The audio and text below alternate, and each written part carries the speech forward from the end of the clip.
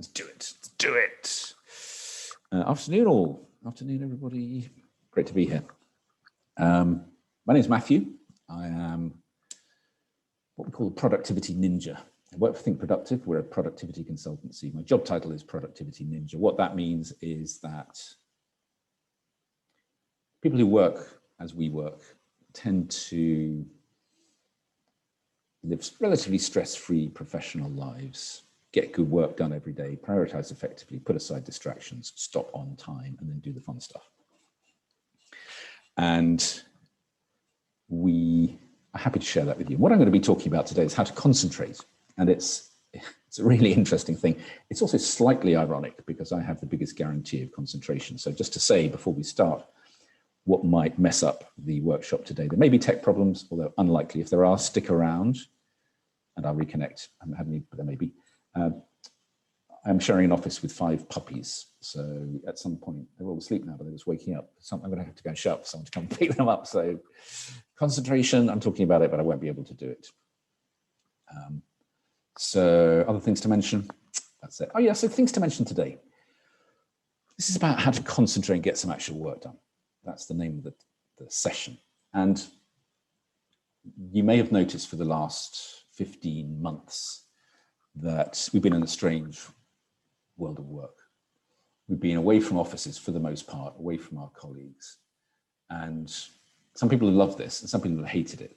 There's no doubt that's changed things quite a lot.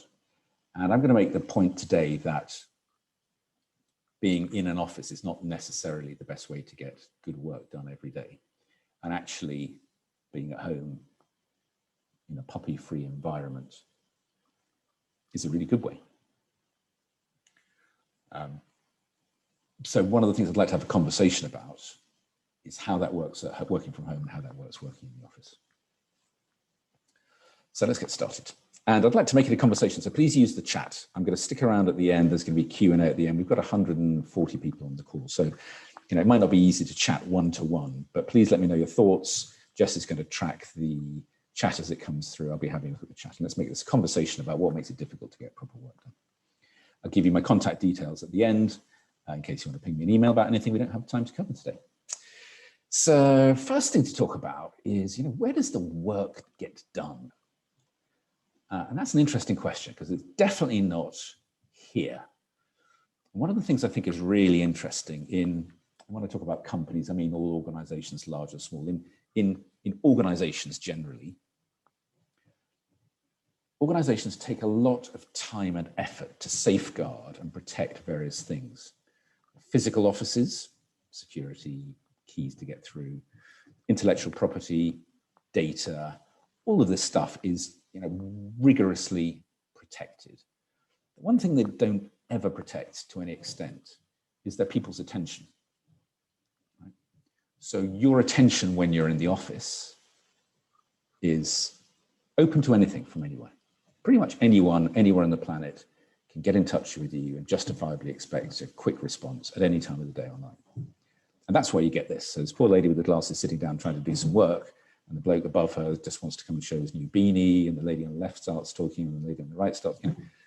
This is what a modern work office is. It's almost the hardest place to get any work done because there's a million things that could pull us away.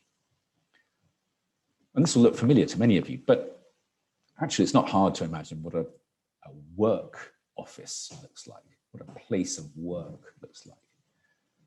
And let's see if we can get the next slide. I think it looks like this. So this to me doesn't look radically different. There's a few things you will notice are different. But on the left, you've got people exposed to anyone's whim, anyone's small thing, anyone's, oh, can I just? And on the right, that's not true. People are just concentrating for protracted periods of time. Now you may say, oh, look, we need to communicate. Our business is built on communication. And I would dispute that pretty much for any type of business. Your business is built on consistently doing the best work you can all day, every day, and delivering that for clients and wider stakeholders. And part of that may be communication, but most of it's about concentration. That's what we're going to be talking about today. So if you think about this, think about a spectrum. And at one extreme, you've got communication, and the other extreme, you've got head down concentration. If you're communicating all the time, you will never get to doing the high value head down thinking work that you need to get done to make progress. You know, the difficult stuff, the time consuming stuff, the concentrating stuff. Conversely, if you're at the other end, if you're concentrating all the time and you're never communicating, life becomes impossible as well.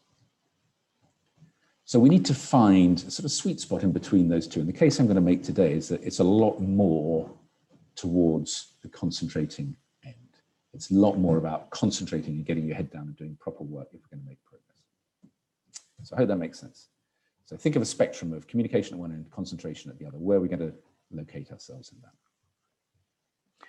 And before we even start, there's probably a little bit of maths to do as well, which is the mathematics of concentration. So if you think of an hour of time is quite an interesting unit of measurement because you can do quite a lot in an hour, but there's different ways of spending an hour. So all of these little sums over here, they all add up to 60 minutes. So one block of 60 minutes, 2 blocks of 30, 4 of 15, and then a chopped up one of 15 minutes, then 5 minutes, then 10 minutes, then 20 minutes, then 5 minutes, then 5 minutes. These are all 1 hour. And whilst they're equivalent mathematically, they're not equivalent in terms of concentration. So think about a block of 60 minutes. I don't know, can you please maybe put in the chat box, when was the last time you had 60 minutes of uninterrupted concentration? Maybe some time ago. You know, working in a modern office is not likely to be very frequent. So a block of 60 minutes, you can really do, you can get into the work, you can put your head down, you can really concentrate. So never, near, right, so I'm with you. Right, so that's the most likely response. 2 blocks of 30 minutes, I think it's pretty good as well. I mean, I'm more of a sort of 30-minute sprint worker than 60 minutes. So if I've got 2 blocks of 30 minutes, I can really get something. But as soon as you get down a bit lower, 4 blocks of 50, what can you do in 15 minutes that's worth doing? You sort of get into a task, get going, make some progress. Then if you have to stop and come back to it later, you're going to lose your thread. And then the worst thing of all, which is I've got a block of 15 minutes and the phone rings. I've got 5 minutes before someone walks up to me and says something. I've got 10 minutes. I've got, you know, chopping up your attention into these little slices. You know, really, this is a way of guaranteeing you pretty much get nothing done. And the challenge here, of course, is that there are places where you can get blocks of 60 minutes uninterrupted, but they're not the modern workplace. The modern workplace is much more like the bottom line. It's let's slice up our attention into little chunks and hope for the best. Let's have a look at some of the comments that have come in. So Nick had some quiet when the football was on. Was that because you were not watching the football game? After 5 p.m. Yeah, so that is the problem. So Jennifer's comment, I think, is an interesting one. So you get this out, you get peace and quiet after 5 p.m. And that's the problem. We spend all the day in meetings and email. And at 5 o'clock, it gets a bit quieter, so we start doing some work. Well, that's the time you're meant to be stop working, Nick, Jennifer, as you are aware. So there's a problem with sliced up concentration, which is that we can't get much done. So we need to find a way to build up our better concentration. So let's have a quick chat about, Doug, yeah, I agree with you. That's my preferred option. We'll come back to that. Let's have a quick chat about types of attention. So at Think Productive, we talk about 2 different types of attention. There's proactive attention and inactive attention. Proactive attention is you at your best. It's when you're in the zone, you're in the groove, you're working well, distractions fall away, you're delivering, you're in a sort of mental bubble where it's just you and the work, absolutely joined at the hip and working perfectly. And you have about 3 hours of this every day. So the idea you can concentrate perfectly all day is just not true. You've got about 3 hours of this. So if you're a morning person, this is you in the morning. If you're an afternoon person, this is you in the afternoon. So proactive attention, you at your best. About 2/3 of people, studies show, are morning people and about 1/3 are afternoon or evening. So proactive attention when you're at your best. Inactive attention is when you're a little bit brain dead. You know, you're just knackered, not really thinking clearly. And the point about this is because we have a really finite supply of this, we need to do 2 things. First of all, we need to understand when we are at our best, and a little bit of thought and tracking day by day over the course of a week will tell you. If you don't know whether you're morning or afternoon, if you don't know, track it and you'll find out, but I think most people know. So first thing is to understand what sort of person you are. The second thing is to really safeguard and block protect that critical attention time. So I'm going to, I'm a morning person, so what I'm going to do every morning, as far as possible, prevent low-value activities from happening to me in the morning. So block out my calendar, I get 5 things on a post-it note, and these are the things I'm going to be focusing on. Afternoon, I'm more available for interruptions and distractions because my brain's not working particularly well at that time anyway. So thing 1, understand what you are. Thing 2, do everything you can to safeguard and protect your attention during that time. And I'm going to show you some things now that will work. Yeah, puppies are woken up. So given the problem of the situation on the left and the difficulty of getting to the office on the right, what we're going to do is we're going to talk today about how to build a better physical, electronic, and mental space for getting some work done. Before we do that, I'm going to get rid of these puppies. 1 second.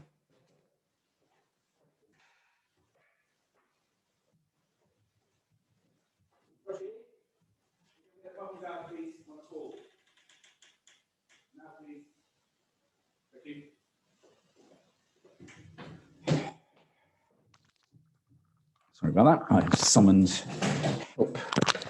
Get the puppies out. So we need to build a better place, better space. So physically, that's in terms of our physical environment. Electronically, how we deal with all the things that might be pulling us away from getting our work done. And mentally, how we approach things in our head. And that's what we're going to be talking about today for the next half an hour or so. We're going to have a stop about 1:45, I think. We'll have some Q&A then, so discussion time if that's possible. So what are we talking about here? Physical space.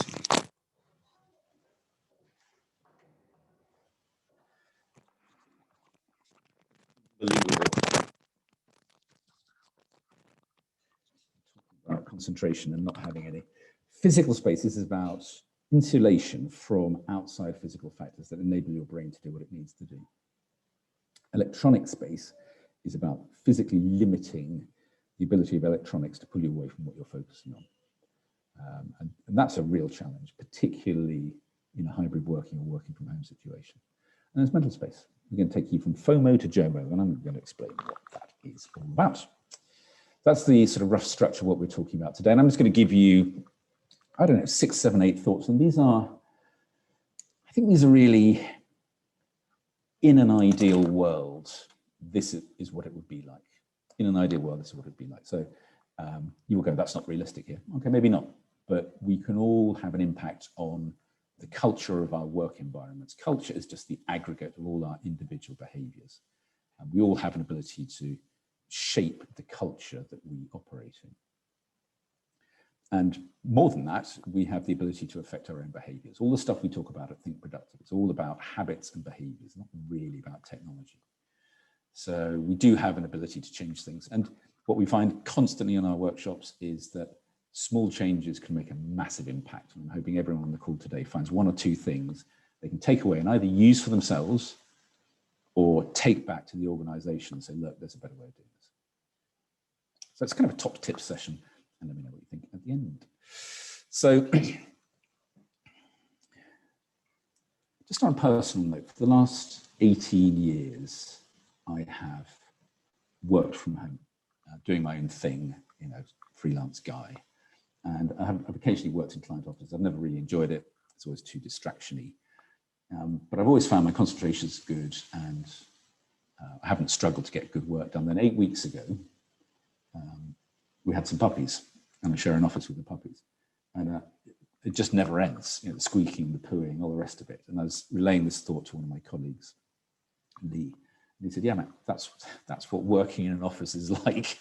And it's kind of reminded me the sort of the constant, there's a sort of high level of general noise, and there's squeaks and pops and clicks and things that pull you away, and urgent, everything's urgent. When you're with puppies and co-workers, everything is urgent. And it really sort of reawakened that thought in my mind. I was thinking about, you know, what's the opposite of that? So the opposite of constant puppy daycare is a library.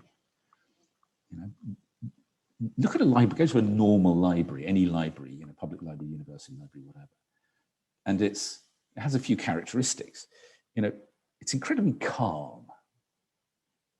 There's no noise, there's not much physical movement, there's not a sense of activity. the overwhelming sensation you get is one of concentration, people having their heads down and engaged. So we talked about proactive attention. They're proactively engaged with their work constantly, you know, for hours on end. There's no sort of chopping and jumping in and out of things. One of the things I'm talking about here is we need to, as far as possible, make our workplaces much closer to a library than a puppy daycare center. And you know, I haven't for 15 months, but previously I used to go to, I don't know, 30 different offices a year. I didn't find many that were like a library, and most of them were closer to the puppy daycare end of the spectrum. So I think my question is, what do we need to do? What do we need to put in place to make offices more like a library? Well, so there's a few immediate objections, right? People say, oh, we need to talk to each other. I need to be able to go and approach people at a moment's notice. People need to talk on the phone. Okay, so I don't think that's an objection. That's just a reformulation of the problem. The reason no one gets any work done in an office is because all those things happen. So to build an office where the work did get done, we'd have to make sure those things happen somewhere else. Well, could that happen? Well, I think that's very doable, right? Conversations, if we just have the rule, as you do in a library, conversations don't happen here. There's a zone where you have a conversation over there. There's a zone where you make phone calls over there. And there's a zone where we can zone these things. But if we have the core principle of our offices, people really need to get their head down and do some work on a protracted concentration basis. Everything else flows from that. And you know, I think open plan office, yeah, so Amanda, do away with open plan office. Why? I don't know about do away with open plan office. I think open plan offices are an efficient way of organizing people. They're just not an efficient way of getting work done. So if you had an open plan office which had everyone in there, but you had library rules, you'd be fine. There's some interesting work done by this guy called Cal Newport, who wrote Deep Work and a couple of other things. And he says there's a great myth that the great innovation, the tech innovations of the 60s and 70s were made in open plan style offices. It just weren't. You know, Bell Labs, these great innovation labs, they tended to have a hub and spoke approach, which is there's a hub where people get together to exchange ideas, talk, map things out, debate. But the rest of the time, people are in a spoke. They're in a little cell where they can really concentrate. There's no, you can't find Dave in his cell because he's in his cell. When he wants to talk, he'll come into the hub. So it's really saying there's two modes. There's thinking and chatting. And that office was arranged along the same lines. So in answer to your question, I think, Amanda, you know, I think an open plan office is fine. You just need to make sure that's where the work happens, not where the chat happens. So that's my first thought. And that's, again, it's a cultural conversation. What do we need to do to make that happen? And, you know, I can do it at home. Once the puppies are gone, I'm absolutely fine. But this is a question about you in your offices as you're starting to return. How do we have a cultural conversation about the things we need to move to another place so that when we're in this place, we can get some proper work done? Something else, oh yeah, I should reference actually, quite a lot of these ideas. I recently read a book by a guy called Jason Fried. It's called, It Doesn't Have to Be Crazy at Work. He's a brilliant guy. He's the head of Basecamp. And he's written a few books, and he's really thought about this stuff. And they've built a concentration factory in his office, and a lot of the stuff comes from there. So I'd highly recommend. He's done a few. You can get him on YouTube and stuff. So Dennis is saying, when Sainsbury's redesigned their offices in Holborn, they created quiet zones, telephone booths, open seated areas, and lots of open desks 6 years ago. Yeah, I believe that. They're a client, so I put that all down to one of our workshops. Anyway, let's come back to the chat a bit later. So do not disturb, what this is about. So this is an idea taken from academia. Professors will have office hours, right? So professor is in his office. So he has two things. He does, he has a few things. He does research and writing and that type of stuff, which requires unbroken concentration, but he also has to look after student learning as well. So that involves students coming to talk to him or her. So what they tend to do is have office hours, which is to say, look, I'm busy all the time, apart from 2 to 4, or 2 to 3, whatever it is. If there's something urgent, emergency, contact me at any time you wish. Otherwise, just slot in during office hours. It seems like an adult way of acting and an adult way of treating young adults that you are trying to teach. So can we not do something like that in the modern workplace, which is to say, look, you know, we've all got work to do. Most of our jobs involve protracted concentration, and I'm not really available. For example, I'm a morning person. So I'd say, look, I'm not available at all in the mornings because I'm concentrating on doing stuff, but I'm available for chats and I can respond quickly to emails. I can do meetings in the afternoon. But morning is do not disturb. Really, really, really, I'm in a cabin buried in the woods, do not disturb. I'm available again in the evenings. And you know, part of the thing is, oh, the objection is customers won't wait. Well, I think they will. Everyone's fine. You say, if it's an emergency, phone me up. Otherwise, I get back to you same day. Most customers are fine with that. So again, what do we have to do to make this work in an office environment? Well, it needs to be a cultural thing, which is to say our people need to concentrate. And to do that, they need blocks of undisturbed time. That's the do not disturb time. The shutters are down, they're not available. Outside of that, let's find a different way of doing it. So look, Hannah's saying, I read some interesting articles recently on generation different, how people prefer to work. The general trend is that younger workers prefer social workplaces and older workers prefer working from home. The library rules you're describing, maybe. Yeah, so I mean, that's an interesting thing. That's my gut feeling as well. I think there's another way of interpreting that, and I've got 2 teenagers at home at the moment, which is not really helping either. Young people are in a state of constant partial attention. You know, they are always on the phone, nearly on the phone, on some other device. And, you know, it's a bigger debate we don't have time for here. I really believe we've done young people a terrible disservice by allowing them to, helping them to train them not to be able to concentrate. That's how it goes. Yeah, and I think it's a bigger debate, but, you know, training young people not to be able to concentrate by giving them addictive disturbance machines, I think it's a terrible idea. And I do worry, you know, I've got young people around me in various different forms, and I don't see strong concentration powers there. Having said that, if we can teach any of our young people to concentrate, that's a superpower for that generation. Anyway, the point I'm making here is block out some time. Block out some time. So a question from Charlie, how do you manage a boss who does not agree with do not disturb rules? Well, I just think have a conversation. You cannot say, look, to do my best work, I need to concentrate. I concentrate best between 9 and 12. Can I be in concentrate mode than in reactive mode otherwise? And if your boss is really, really not willing to have that conversation, maybe it's not the right company for you. I mean, what do you want to do? Keep your boss happy or do good work? I think it's a pretty straightforward thing. And you might be surprised as well, I think, Charlie. A good boss would respond well to that. So how do we achieve silence? Did a workshop, I don't know, a couple of years ago with a big sort of newspaper media group, and they're all kind of newsy type people. And throughout the workshop, I don't know, there's 10 or 12 people in there, their phones were pinging and flashing up, and they're constantly, every 30 seconds. But what is the impact of that? Well, so broken concentration is a terrible thing. Here's how it works. You've got your head down, you're concentrating. You are in the zone, you're writing a document, you're writing a client proposal, in the zone, something pings up, email pings up, Teams message pings up, your phone flashes, you go, oh, what's that? Let's have a quick look at that. As soon as you pick up the phone or click on the bubble, your concentration's broken. You go, oh yeah, so look at this, message from the boss, better read it. Click, read, reread. And within, I don't know, 30 seconds, you've forgotten everything you were working on. And after a few minutes, you go, what was I doing? Oh yeah, you sort of loop back to what you were doing. So this is how we spend our days. Pulled away, loop back, pulled away, loop back. This is what happens in a distraction factory, which is the modern office. And 2 things happen. One, everything takes, I don't know, 3 times as long to do if you're constantly distracted. If it would take you 20 minutes to write undistracted, it would take you an hour to write if you're distracted all the time. So first of all, it takes a long time. Secondly, it really wears down your brain. It's stressful and knackering if you're always being interrupted. So we need to move away from that. We need to silence the pings, and it's fine, right? So things you can do. 1, switch off your email alert pop-ups. Quite a lot of people have done this, I think, nowadays, but you go, they don't want you to do it. So it's buried in the functionality. But if you go to Tools, Option, Email Options, Advanced Email Options, you will be able to switch off all the alerts, and email will continue to arrive, but it just doesn't interrupt you every time it does so. It arrives, and you get to it when you get to it.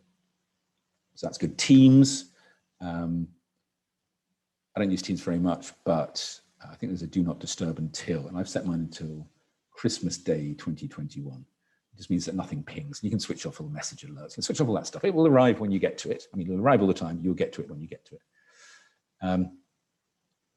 What else? Phones. So I don't have a smartphone. I have a dumb phone. Doesn't have any apps or anything on it, which is quite good because it never pings me. It sometimes rings, but it never pings. But you can switch off most of the alerts on your phone. Certainly all social media alerts. Otherwise, you just lose your mind. So the more we can switch off all this stuff, which is slicing up our attention into the 5-minute plus 10-minute plus 15-minute model we talked about right at the beginning, the more we can switch off the alerts, the greater our ability to concentrate for blocks of time. And this is about getting blocks of time. So let's have a look. The next thing, I switched off the notifications. It's upset a few people, but I'm feeling wonderful. Yeah, I mean, regain control of your own psyche, Nick, that's what it's about. Michelle, hate instant office messaging. We have a culture of having green light, available light. How can I help shift this culture? I'll talk about that. I'm going to talk about JOMO later on. Yeah, okay, good. Kerry, you can have a very crisp, very busy Christmas this year. Thank you. Okay, sorry.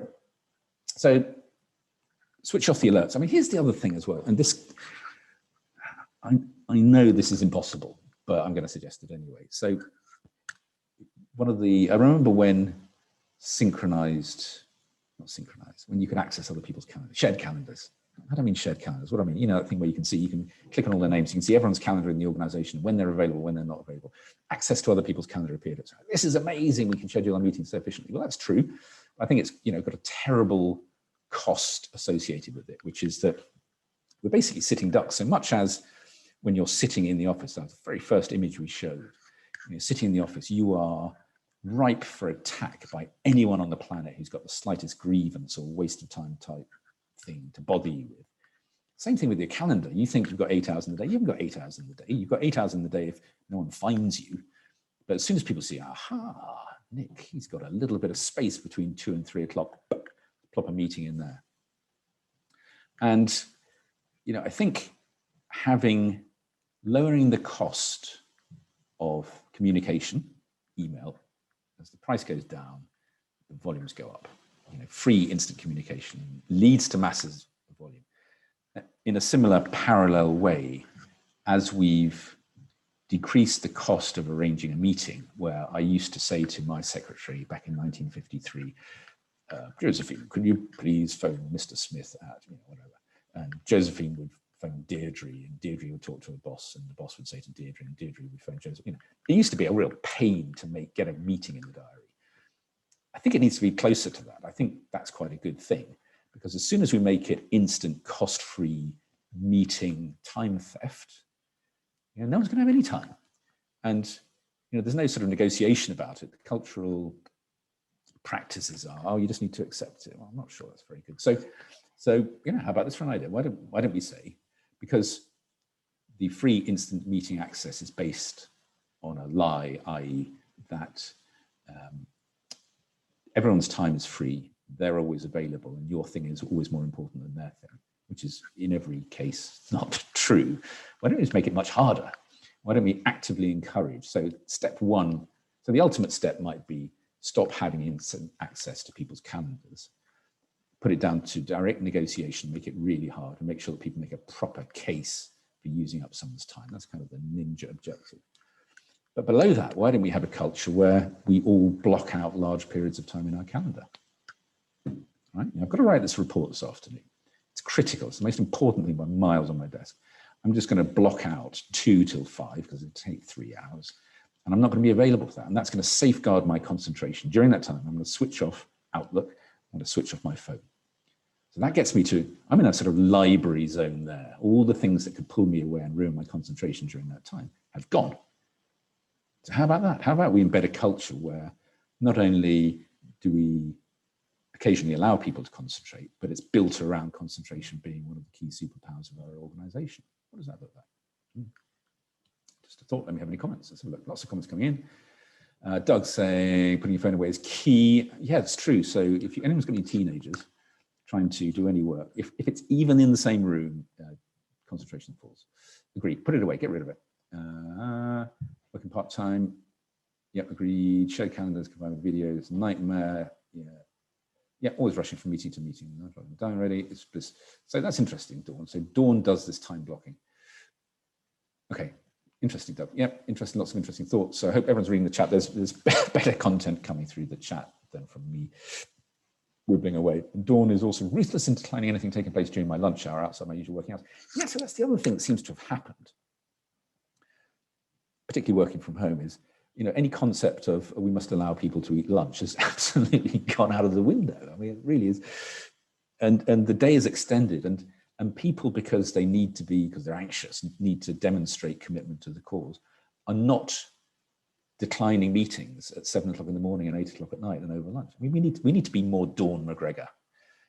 So I had a call with, I did a workshop with a pharmaceutical client, and one of the people on the call, I'd say what she said exactly, word for word. She said, Matthew, you don't understand what it's like in a global business. I need to be available for calls between 6 a.m. and 11 p.m. It's just the way it is. And I just thought, that is the maddest thing I've ever heard. So we need to push back. So let's be more Dawn. Just be ruthless. I'm sorry, I'm not available at that time. I'm asleep or having lunch or playing with my children. Let me know when you're next available. So talking about electronic space. So, and I think this has been referred to in the chat as well. There's asynchronous communication and synchronous communication. So meetings, the reason group chat is awful and meetings are awful is because everyone has to be on, as it were, at the same time in a meeting. So it's going to be 10 to 11. You have to be here, either physically here or electronically here. And it's not when it suits you, it's when it suits the meeting conveners. You have to stop what you're doing, and between those times, be available. Group chat, you know, what modern form of hell is this? I mean, it's as Jason Fried said in his book, he said, it's a bit like being in a never-ending meeting with no fixed agenda. It's just wibble, but you feel you've got to be there. And you have great fear of missing out. I'm going to talk about FOMO in a minute. You have great fear of missing out. So we're great believers in moving from synchronous communication, we all have to be on this thing at the same time, to asynchronous communication. This is one of the great things about email, right? So if I want to send something to Jess, if I want to discuss something with Jess, I don't have to get on a call with Jess or have a meeting with Jess or group chat with Jess. What I can do is say, Jess, this is what I'm thinking, blah, blah, blah, blah, blah, blah, blah, send. She can receive it at her own time. She can look at it, consider it, research it, come up with a sensible response, which is probably going to be more sensible than my proposal, and ping it back to me. Asynchronous communication, amazing. That's what email's for. So if you're in a culture which has a high degree of group chat and a high degree of meetings, you know, what can we do to shift that? You know, and I think the first conversation to say is, look, we need to be less reactive and more proactive, more considered. That needs to be the culture here, because the work we're doing needs to be done really well, not really quickly. And no one here is able to concentrate. So let me know your thoughts on that. Lots of stuff coming in the chat. Okay, so good stuff, good stuff, good stuff. Yep. Okay, yeah, Doug, you're right. Okay, good, thank you. So I just want to keep going. We will have time for chat, but I just want to make sure we get through the meeting. So think about using asynchronous communication. This is particularly true for global organizations. So the pharmaceutical company I referenced earlier, you know, they have all their meetings in real time, which is fine if one person's in Paris and one person's in London. But if one person's in San Francisco, one person's in London, one person's in Tokyo, that is awful. This is a great opportunity for asynchronous communication. So try it, you know, small shifts in the culture make a big difference. Also, we have too many meetings. I mean, please will you put in the chat box if you feel that you don't have enough meetings in your life. It's not something people ever say. And we always have them for the wrong reasons. So what we need to do is shift away from that. And a couple of thoughts, and again, this came from the Jason Fried book, but I think it can be useful, is things either matter or they don't. And if they don't matter, let's not do them. So let's not have a quick chat about something that's not worth anything. But if it does matter, let's slow down and do it properly. And he has a framework, and he says, look, so at Basecamp, they don't, I know it's a different sort of company from your company, but there's something to learn. He says, look, we don't really have meetings here. And the format they use is quite an interesting one. They say, look, we don't meet, we write. If you meet, what happens is someone talks and then someone else reacts and someone else reacts and someone else reacts. So meet and react, not great. He says, much better way of doing it, it's a much more considered way of doing it, that we write. So if I've got an idea, I want input in and a decision made, I'm going to do a few things. I'm going to write it up. one pager, two pages, something like that. What's the problem? What's my proposal? What are the risks? What are the timeline? What are the costs? You know, whatever would be appropriate in the context of your work. And then I'm going to send it to the team. And I'm going to appoint a decision maker. There's going to be one decision maker. That might be me, or might be someone else. So, you know, I want to say Jess is going to make the call on this. Jess I work with. So here's the thing, I'm pinging around all the team. Can you please consider and respond to this and let Jess know what your considered response is? She's then going to have a look at all the responses and she's going to make a decision. So that's kind of an interesting way of doing it. It's a really considered non-reactive way of addressing something important. And then we're going to do the next bit, which is almost even more important, which is we're not going to seek consensus. The time wasted in organizations trying to get everyone on board is tragic. As if we've got lots of time on our hands.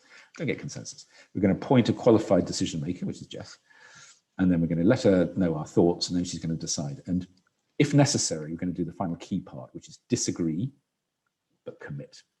Right? So I really don't agree with the decision. All the same, I'm going to commit to making it happen 100%. This is how adults work. And this is a really good thing. So don't meet right, have an appointed decision maker, timeline for decision, and if necessary, agree, but disagree, but commit. And this might take out some of your meetings. So we're looking at taking away meetings. We do a fixing meetings workshop, actually, which is really good, which I did this morning. And it's all about having fewer meetings, having shorter meetings for the meetings you have to have, better prep, better output from those things. But the starting point has to be, let's have as few meetings as possible. And it is achievable. Let me have a look at some of the chat that's come through. Yeah. Do a Jackie Weaver. I don't know what a Jackie Weaver is. Let's keep going. So the point about this stuff is, you know, all of this stuff is intentional. We can choose a calm work environment, or we can choose a panicky work environment. And I've seen both. So just recent examples, I work with a really big financial services company, and it's fast moving, it's, you know, customer driven, it's commercial, all the rest of it. But it has a calm rate of progress. And we do some work with the British Army, which is always interesting. They talk about battle rhythm. How are we going to progress? What's our appropriate rate of progress? And one of the interesting things is that given the current work environment, are you working from home or hybrid, all the technology, that is all steering us more towards reactive working. And that's probably not the right rhythm. Some jobs are reactive, IT help desk, receptionist, PA, they're reactive jobs. Some industries are reactive. Retail, for example, is a reactive industry. But most of us don't have reactive jobs, and most of us don't work in reactive industries. So we can choose the sort of environment we want to be in. And conversely, I've worked with, I think you'd probably call it a professional services firm, which is, it's manic, unnecessarily manic. All the people are quite unhappy. Not all the people, a lot of the people are quite unhappy. And they're all doing 70-hour weeks. And, you know, I think if you're doing a 70-hour week, okay, fine if you're in a law firm, billable hours, etc. But if you're not in a billable hours environment, if you're spending 70 hours a week working, it's probably because you're spending 30 hours a week doing the wrong thing. And that's a choice as well. So, you know, we can help with this. And we spend a lot of our time talking to clients about sort of intentional thinking around building culture that is calm, considered, has a steady battle rhythm, and is appropriately responsive. And this is you, right? If you are on the group chat, you are drinking from a fire hose. It takes a lot of time because it never ends, right? That's the other thing. You know, it's not like, oh, you go, oh, that's all the group chat done. That's fine. I've absorbed that now. It never ends, and it's exhausting, and it uses up your mental capacity, your emotional capacity, and it doesn't really get you anywhere. And the reason you're doing it is, there's a chance that something really important will come through on that. And, you know, what we talk about think productive is just take a different approach. You know, my default setting is anything which is in a mass email, when I'm one of thousands of people on BCC, anything from corporate comms, anything that's really broadcast, it's probably relatively low value. I will get to know sooner or later. I don't need to track it in real time. it will be discussed. It will be brought to my attention. Most of it is unimportant. Anything important will be brought to my attention. And we need to move from a sort of mindset of fear of missing out to joy of missing out, right? So,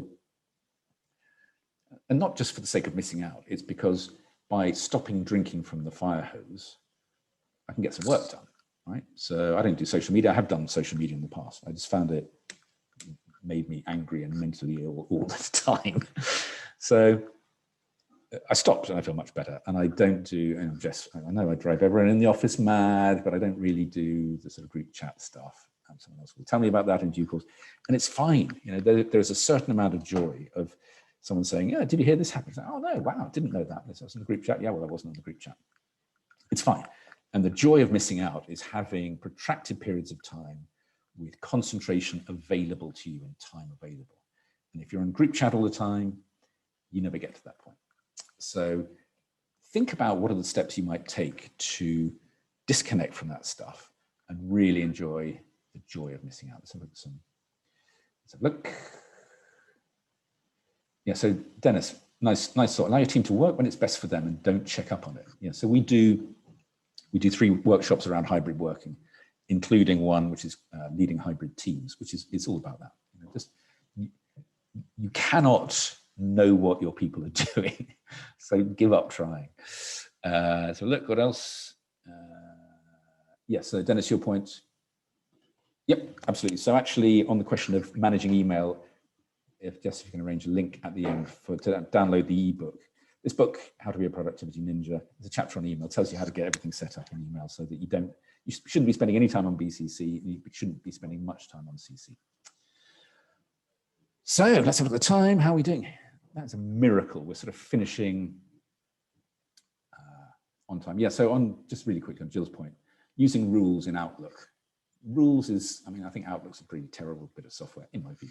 Rules is really good. It says, it's a way of saying when an email arrives with these characteristics, do this with it automatically every time. So CC, get this done to it. BCC, get this done to it. Newsletters, get this done to it. It's just a brilliant way of automating that whole process. So let's have a wrap up. Let's have a look. So Susanna, you're one of my clients. I know why your inbox is down to 0. I recognize your name. Oh yeah, you attended my session. I know. Doug, no emails going on. Okay, email. So let's not have a conversation about email, right? Otherwise, we're going to be here all day. Sally wants to turn the block from networking, stopping my brain from drifting to other tasks. Yeah. So I mean, what I'd say. So need to focus. So a couple of things. I mean, again, we don't have time to do it now, but get hold of a copy of this book. And what you want to be doing is don't have a to-do list with everything you need to do on. Because there's going to be 80 things on that list or 100 things. What you want is 5 things you need to get done today. So what I do is I set this at 9 o'clock in the morning, start work. I say, right, what are the 5 things I have to get done today? What are the 5 things that if I got nothing else done, it would still be a good day's work. I put those on a post-it note in front of my nose. Actually, there's 3 on here because I've got 2 workshops today. And that stays in the middle of my desk. So any distractions that come up, and it happens all the time, you know, people moving around as you've seen, puppies, someone at the door, whatever, phone rings, whatever it is. Whenever that interruption's died down, I get back to this. So, you know, that's a really quick answer. There's a more complete answer in the book, but think about 5 most important tasks. That's the key. Okay, let's not go to, I'll come to the chat in a minute. So I just want to wrap up quickly. We're 1:45. So yeah, I'd be interested in any questions, and some have come up here. So let me just see. Yeah, so this is the final section. What I'm going to try and do, it's really hard. We got, how many people have we got? 200 and something people on the call. So I'm going to try and go through the chat now and respond to things because people have taken time to write kind of long form. So any questions you've got, particularly around the stuff we're talking about today or more generally, please let me have in the chat.